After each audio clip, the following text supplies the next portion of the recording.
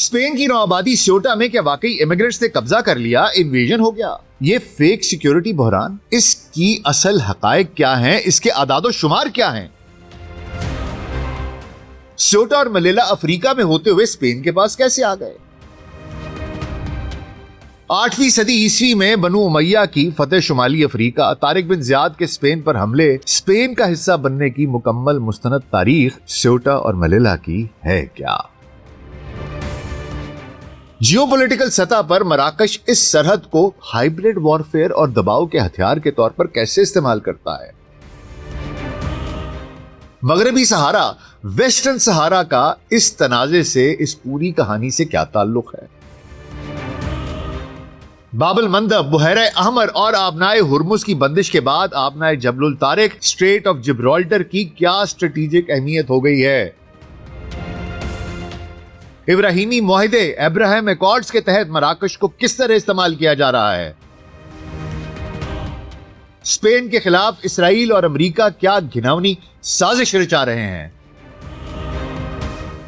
और क्या स्पेन का वाहिद जुर्म फलस्तीन की हिमायत है?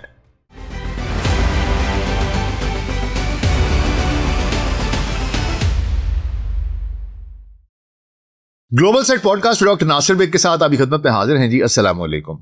हालिया दिनों में शुमाली अफ्रीका के साहिल पर वाक़ एक छोटे से जुग्राफियाई टुकड़े से ऐसी तस्वीर, वीडियोस और खबरें सामने आई हैं जिन्होंने यूरोपीय सियासत और बैनुल अक़वामी रवाबित में एक, समझ लीजिए कि भौचाल सा बर्पा कर दिया है।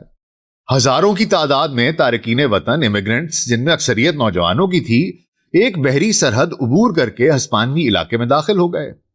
मगरब के जो दाएं बाजू का मीडिया है और ट्रंप से लेकर नाइजल फराज जो बरतानिया का है, इस जैसे सियासतदानों ने इसे स्पेन पर एक गैर मुल्की हमले, एक इन्वेजन से ताबीर कर दिया।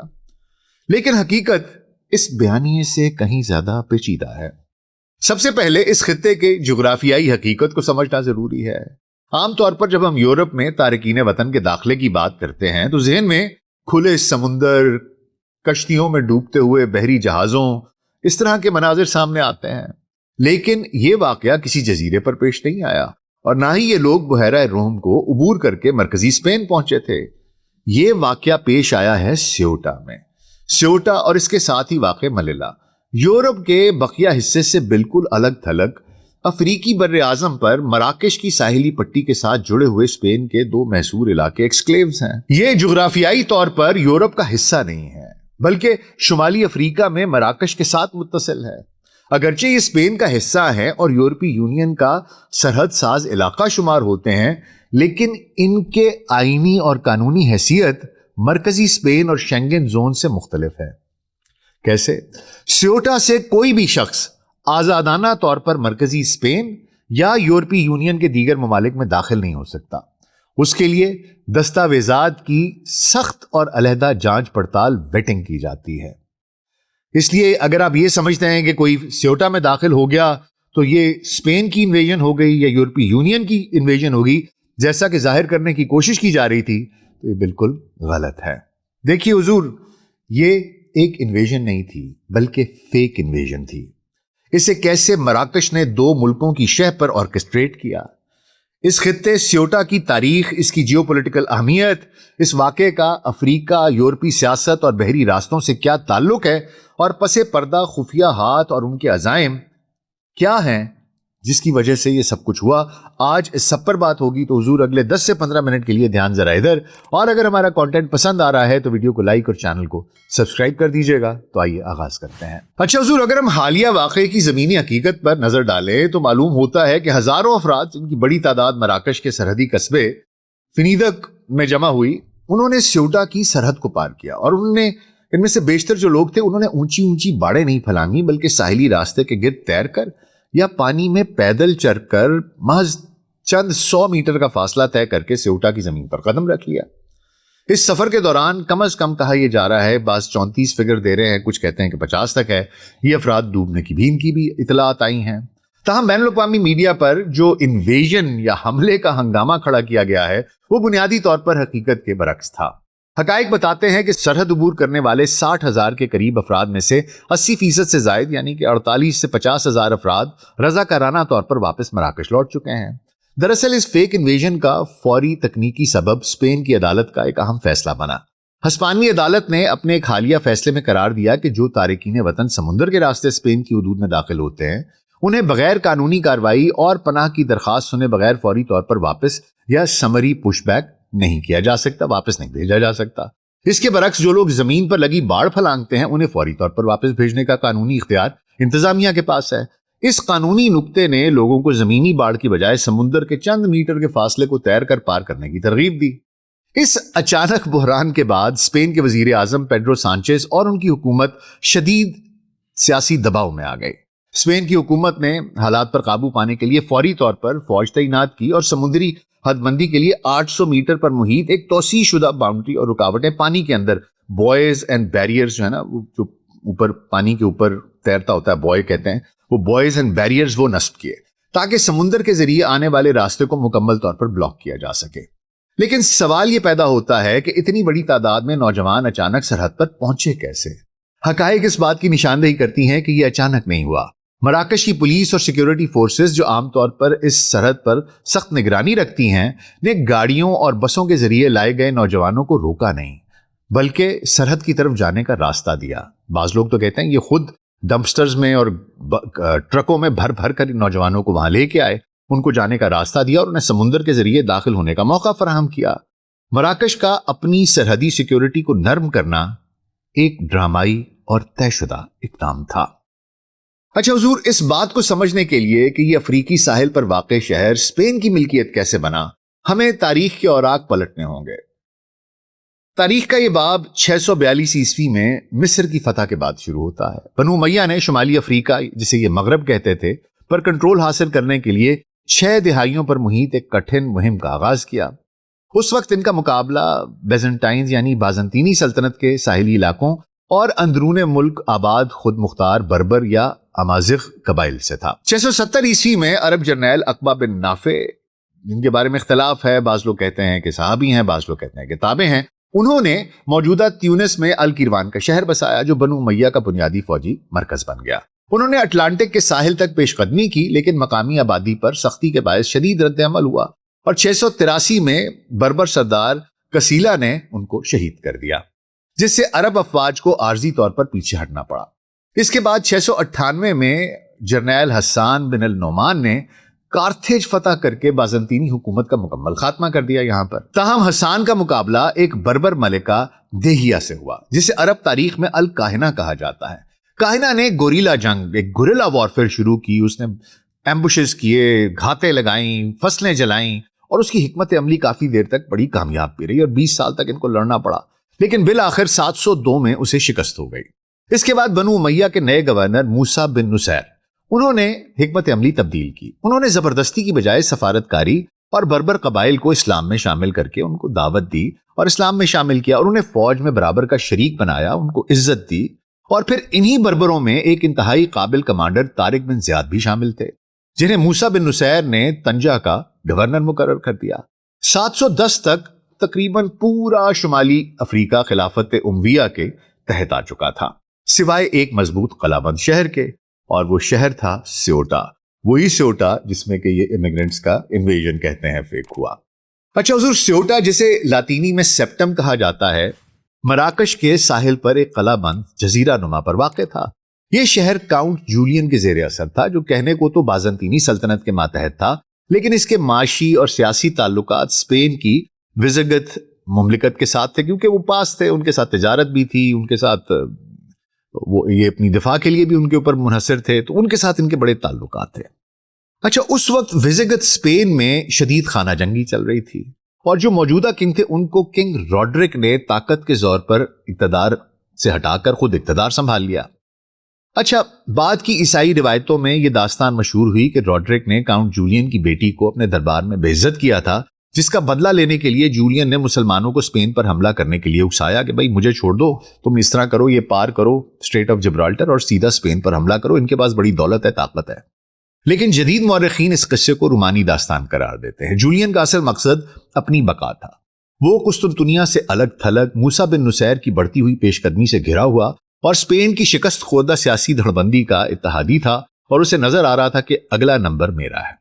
اس نے اپنے اقتدار کو بچانے کے لیے طارق بن زیاد سے معاہدہ کیا۔ چونکہ مسلمانوں کے پاس اس علاقے میں بحری بیڑا نہیں تھا، اس لیے کاؤنٹ جولین نے اپنے تجارتی بحری بیڑے کو جو اس کے جہاز تھے، بحری جہاز تھے، ان کو طارق بن زیاد کو فراہم کیا، جن کے ذریعے 7,000 بربر مجاہدین کو 711 عیسوی کی بہار میں جبل الطارق کے ساحل پر اتارا گیا۔ طارق بن زیاد کا ایک مشہور واقعہ جو ہم سب نے سن رکھا ہے کہ طارق بن زیاد نے اسپین پہنچ کر اپنے جہاز جلا دیے تھے، بحری جہاز، تاکہ فوج کے پاس پیچھے جانے کا یا پیچھے ہٹنے کا راستہ نہ رہے۔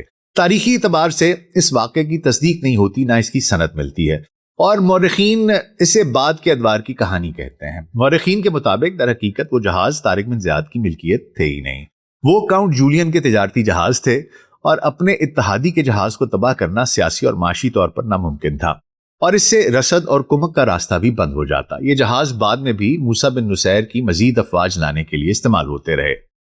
اچھا، طارق بن زیاد حضور، اس نے آئیبیرین جزیرہ نما کے جنوبی کنارے پر واقع ایک عظیم الشان چٹان کے قریب ڈیرے ڈالے۔ اسی مناسبت سے اس پہاڑ کو جبل الطارق، آج بھی طارق بن زیاد کے نام سے اس پہاڑ کو جبل الطارق یا طارق's ماؤنٹ کہا گیا، جو وقت کے ساتھ ساتھ بگڑ کر جبرالٹر بن گیا۔ جبل الطارق کو اپنی بیس بنا کر طارق بن زیاد نے پیش قدمی کی، اور جنگ وادی القا بیٹل آف گواڈلیٹ میں کنگ روڈرک کی فوج کو شکست فاش دے دی۔ اگلے 700 سالوں میں مسلمانوں نے تقریباً پورے جزیرہ نما پر کنٹرول حاصل کر کے الاندلس کی بنیاد رکھی۔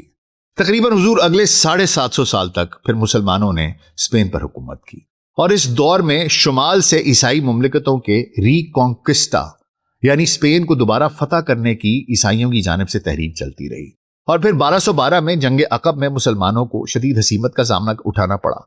1415 میں پرتگال کے شاہ جان اول نے مراکش کے میرینیڈ سلطنت سے سیوٹا پر اچانک حملے کے ذریعے اس پر قبضہ کر لیا، سیوٹا پر۔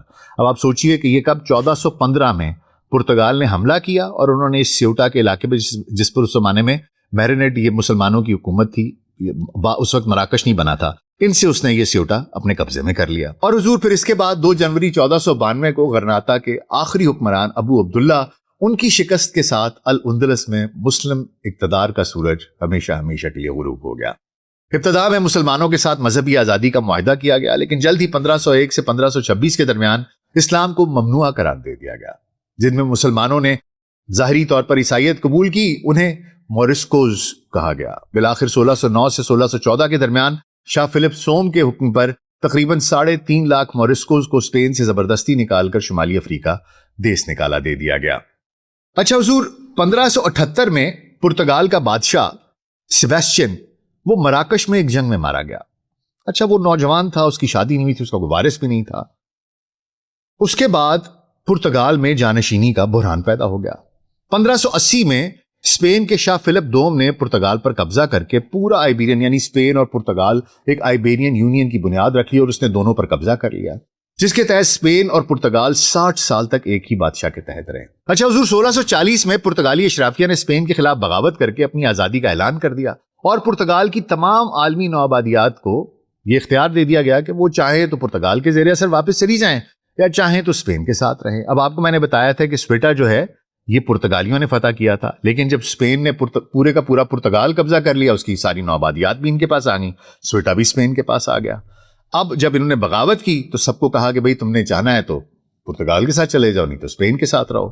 تو برازیل، گوا، موزمبیق اور مکاؤ، انہوں نے کہا جی ہم واپس پرتگالی بادشاہ کے ساتھ جانا چاہتے ہیں، اور وہ واپس چلے گئے۔ لیکن سویٹا نے ایک منفرد فیصلہ کیا۔ سویٹا کی مقامی کونسل اور شہریوں نے اسپین کی اندلس والی پٹی کے ساتھ اپنے گہرے معاشی روابط اور ہسپانوی فوجی دستوں کی موجودگی کے باعث پرتگال کی بجائے اسپین کے شاہ فلپ چہارم کے ساتھ رہنے کے حق میں ووٹ دیا، اور بالآخر 1668 میں معاہدہ لزبن کے تحت پرتگال نے باقاعدہ طور پر سویٹا اسپین کے سپرد کر دیا۔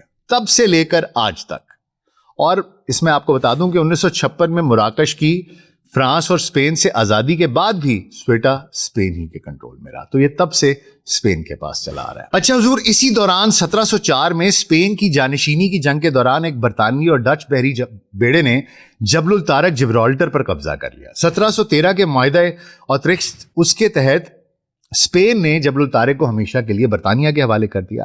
آج اسپین کا موقف یہ ہے کہ جبل الطارق اسپین کی سرزمین پر ایک غیر ملکی کالونی ہے، اور اسے برطانیہ سے واپس اسپین کو ملنا چاہیے۔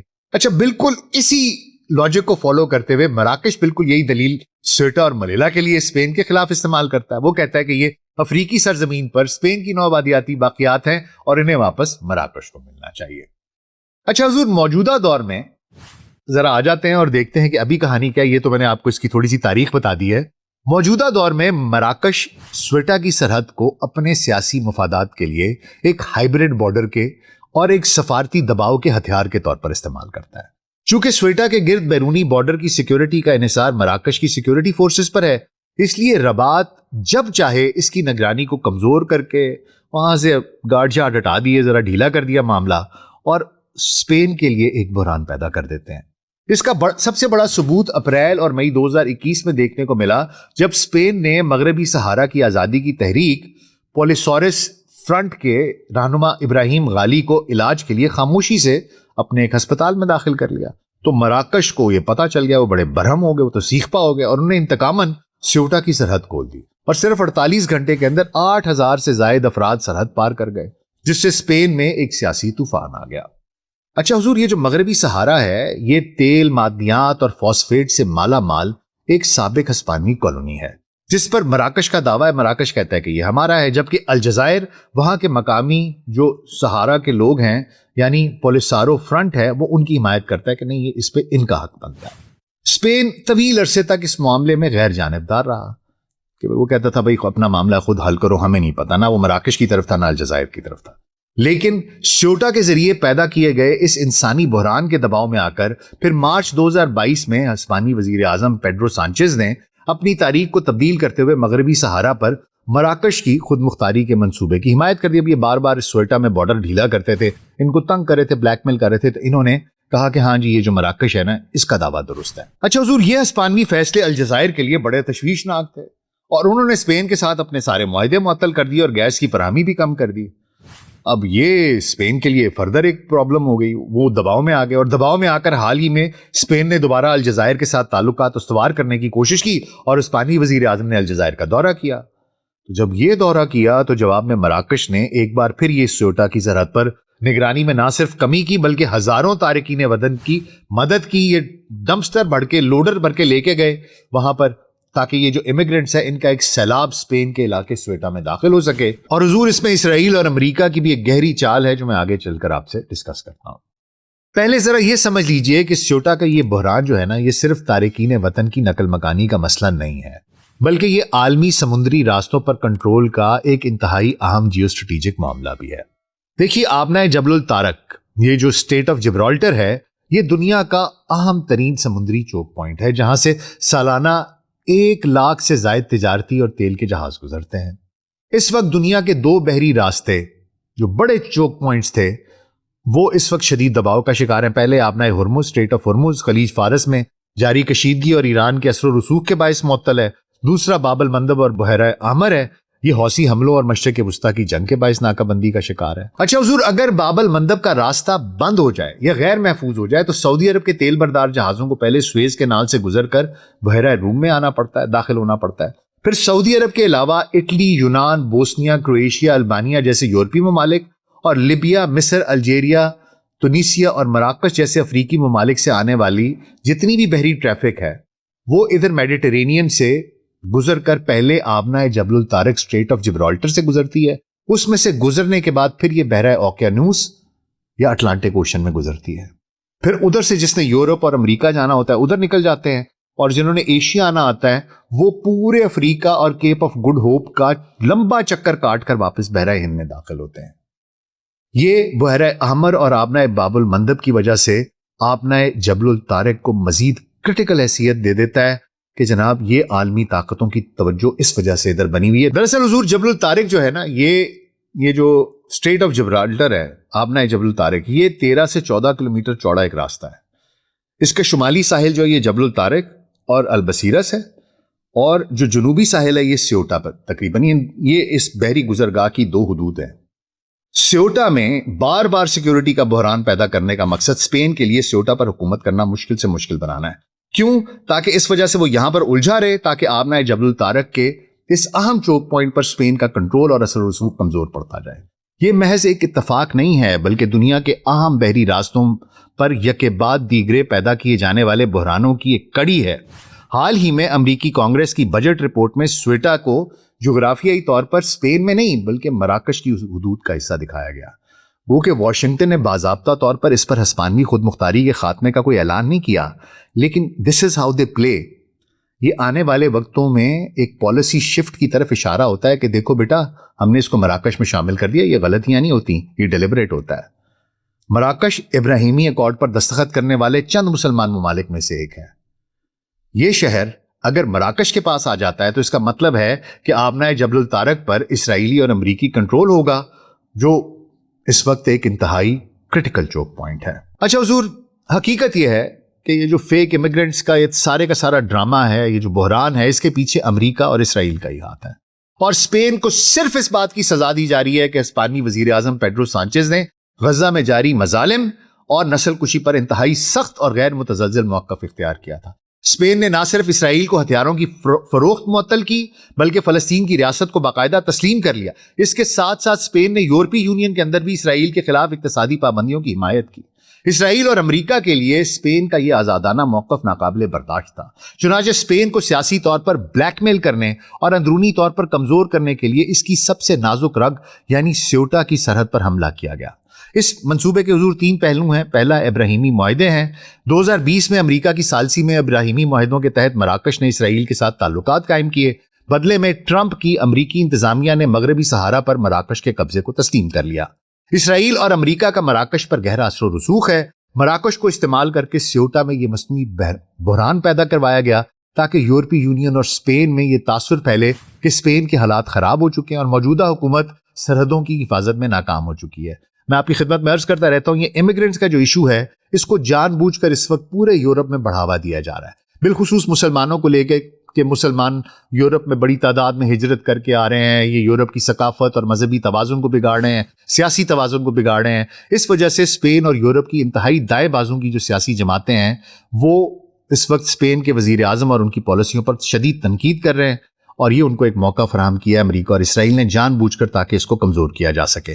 دوسرا، اسرائیل کی دھمکی ہے حضور اسپین کی طرف سے فلسطین کو تسلیم کیے جانے کے فوراً بعد نتنیاہو کا بیٹا یائر نتنیاہو، اس نے اور متعدد سفارتی ذرائع نے بیانات دیے کہ جی مسلمانوں کو چاہیے کہ وہ اسپین کے قبضے سے سیوٹا اور ملیلا کو آزاد کروا لیں۔ یہ محض ایک بیان نہیں تھا بلکہ اسپین کے لیے واضح اشارہ تھا کہ ہم سے ٹکر لے کر تم سکون سے نہیں بیٹھ سکو گے۔ اسی دوران امریکی کانگریس کی کمیٹی نے پہلی بار ایسی زبان اور دستاویزات استعمال کی جن میں سیوٹا اور ملیلا کو مراکش کی سرزمین کے طور پر دکھایا گیا، جس کا مقصد اسپین سے نیٹو کی روایتی حمایت کو واپس لینا اور اسپین کے سیوٹا اور ملیلا پر دعوے کو کمزور کرنا ہے۔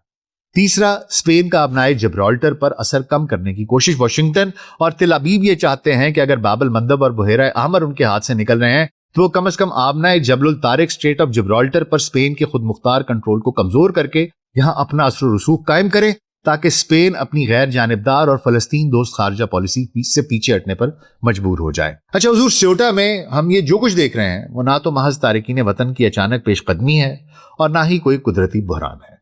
یہ تاریخ، جغرافیہ، قانون اور جدید جیو پالیٹکس کے امتزاج سے تیار کیا گیا ایک ایسا ہتھیار ہے جسے اسپین کے خلاف استعمال کیا جا رہا ہے، اور اسپین کا جرم صرف یہ ہے کہ اس نے انسانی حقوق کی بات کی، غزہ میں نسل کشی کے خلاف آواز اٹھائی اور فلسطین کی خود مختاری کو تسلیم کیا، اور اس کی قیمت اسے اپنے جنوبی افریقی بارڈر پر ایک مصنوعی سیکیورٹی بحران کی صورت میں چکانی پڑ رہی ہے، اور عالمی بحری راہداریوں پر کنٹرول بھی اس کا ایک اہم فیکٹر ہے۔ اسی لیے عالمی سیاست کا یہ سچ جاننا ہر باشعور ناظر کے لیے ضروری ہے۔ اس پورے معاملے پر آپ کی کیا رائے ہے؟ کامنٹس میں مجھے ضرور بتائیے گا۔ اپنا بہت خیال رکھیے گا۔ شکریہ۔